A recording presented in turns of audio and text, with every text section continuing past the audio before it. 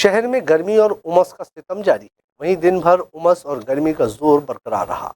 देर शाम को बारिश होने से लोगों को गर्मी से राहत मिली। शाम को करीब आधे घंटे तेज बारिश भी हुई। दिन भर गर्म हवा व उमस ने लोगों को बेहाल कर रखा।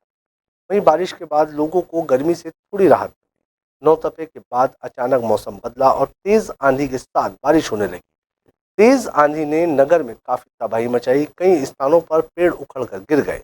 कई जगह बिजली के खंभे और तार टूट गए। वहीं इस आंधी और बारिश ने जनजीवन अस्त व्यस्त कर दिया है।